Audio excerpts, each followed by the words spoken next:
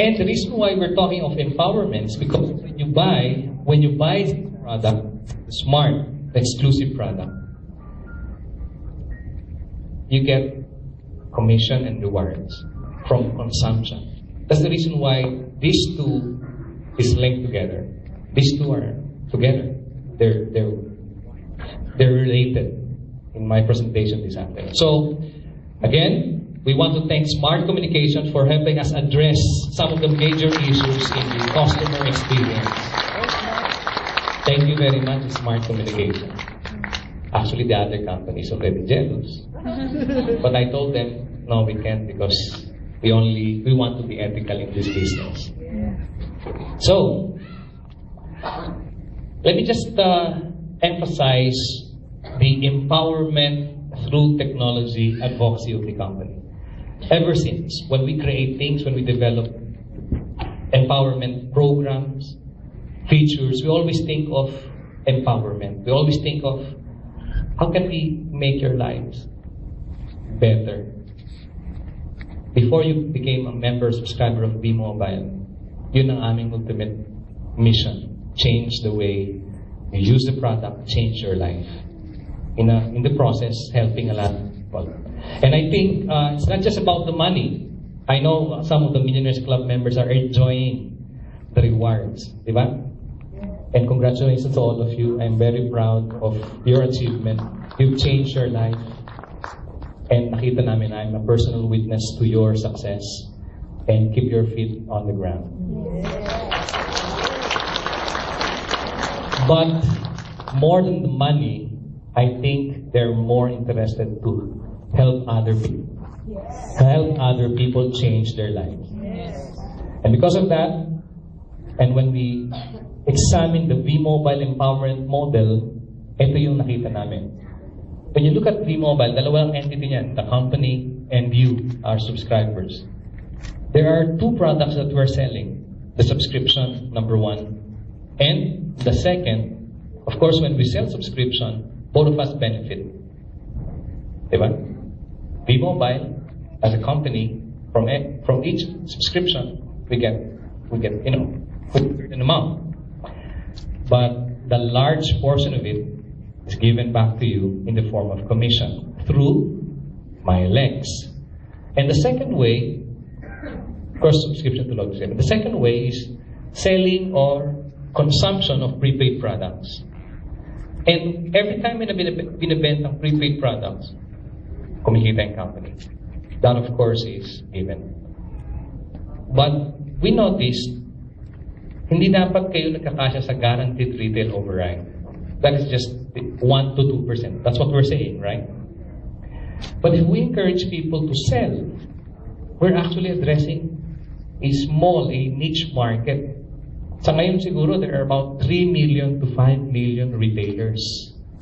Do you think mas magandang maging VMOBILE subscriber yung mga tao as a user or as retailer?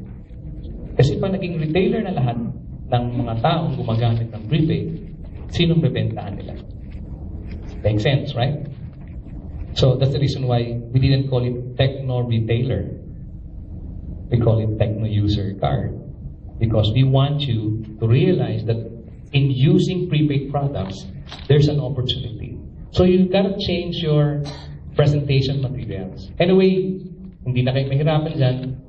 The business development and the marketing communications head, we're now working for a standard presentation material. And we're developing this to go in line with our mission or vision of consumer empowerment. So that's the model if you look at it. But we want you to experience through MyLex and MyTurf how you can be empowered when people consume or use the product. So let me introduce to you MyTurf. Now we have more than 6 million transactions. Come to think of it, 6 million. Pero pag sinilip nyo, sino ang nagpo-produce ng transaction na yun? Most of them are retailers and users. But none of you are earning from this usage. Correct? Yung guaranteed retail override, is it making giving you millions of pesos. How much is the guaranteed rate of overhead on average? Maybe 100, 500, couple of hundreds, maybe couple of thousands. I think pinakamalaking GRO na nalaman ko is something like 30,000 or 50. Will that be enough to make you rich or wealthy? Diba hindi? If you want to do more, hindi retailing ang solution. Please note that selling prepaid is always 100% of yourself and your time. Do you agree? Yes. And if you want to build wealth, you should adopt the saying of Andrew Carnegie, I would rather have 1% of 100 people's effort than 100% of myself. Is it true? Yes. If you realize that, then retailing should not be the focus of our business. Not retailing, but personal use of prepaid products. So, how do we now follow these tycoons? We made them wealthy. And leveraging is what successful businessmen, tycoons, master nilang leveraging. They very well know and understand leveraging. And how do we apply that in our business? That is by adopting a new paradigm we call consumer networking. Imagine, every time you use phone, sino kumikita ngayon? Either si Ayala or ang mentoring ako, Mr. Pangilinan, MVP. See? Every time you use the product. But adopting consumer networking means you put yourself on top of this consumer network. Instead of focusing on retailing, on getting retailers, you establish network of users, not retailers. And the next program, the MyTurf program, will turn your prepaid expense into an income opportunity. Please note, we're not saying yung prepaid retailing, prepaid expense nyo ang magiging daan to change your life. And again, I'm proud to introduce to you MyTurf 2.0, which means Techno User Reward feature. Okay, let me cover a bit about MyTurf 2.0. This is the latest opportunity. In fact, we have launched it a couple of months ago, but for whatever reason, a lot of you don't understand all of MyTurf or hindi nyo in-embrace kagad because to most of you, it's complicated. Ang hirap explain. We failed to actually come up with a material that will explain it easily. And the time na nag-fail siya gave us the opportunity to correct a lot of things and present it in a better way. And MyTurf features products that give you earnings from consumption, not from selling, from consumption. And it's the lowest barrier to entry cost. For only 250 or 300 pesos, you can actually change your life. That's what we want. If you want the 3,988, if you're looking at the market na kaya yung 3,988, that's all right. They can join the MyLX program. But I know you have experienced this many times, that after presenting the business opportunity, some people in the audience, na nakita nyo, they walk out the room with sad face or with sad faces because they want to join the opportunity, but because they cannot afford 3,988, nalulungkot lang sila. Tama po ba? Yes. And now with MyTurf, meron silang pag-asa. Not only they can join your network and start working and becoming successful, eventually they will rejoin the business as technopreneurs. Of course, under your network. So hindi kayo nawala ng opportunity to capture your prospect. So that's MyTurf. And not only that, MyTurf is a shift to consumer empowerment, not network marketing alone. Merong certain reason kung bakit natin ginagawa ito. Of course, when we talk about loading stream, it has all the prepaid products that you know today, even cards. Eventually, we are introducing new products, including insurance. Imagine for 30 pesos, you are covered for 30,000 within 30 days. So when I ask you, I know some of you are not believer of insurance, but I know some believe in insurance principle. But if I ask you, how much do you love your family? What will be your response? Very much. Very much? How much? Very much. Do you love your family? How much? Very much. Some of you will even say, I'm even willing to give my life for my family. Tama ba? Medyo madramang konti yan, but that's true.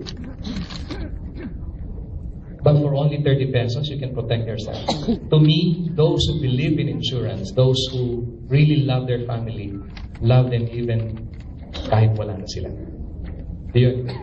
And if you think that way, basta sabi ko talaga, sobrang mahal niyo yung family niyo. At pag pinag-usapan natin, if you want to protect yourself so that pag wala ka, meron sila, 30 pesos for 30 days, 30,000 is very cheap. That's 1 peso a day. Kung sinasabi mo na mahal mo pamilya mo, mura ang piso sa isang araw. Para pakita mo yung pagmamahal mo. And that's the product we will carry very soon. We have a denomination of 30 and 100. And imagine if a lot of people will buy insurance to protect themselves. Every month, they will renew. Kasi 30 days lang yung coverage ng 30,000 for 30 pesos. So for the whole year, they will buy the product 12 times. And imagine if from the point of view of consumer networking, each time na may bumibili ng product ng Malayan sa ilalim ninyo, sa network ng consumers, you are paid. And what if I told you that for 30 pesos, if your 3 friends buy insurance and everybody do the same thing, their 3 friends will buy this product, you will earn 300,000 pesos a month. Will it interest you? Yes. That's just one product.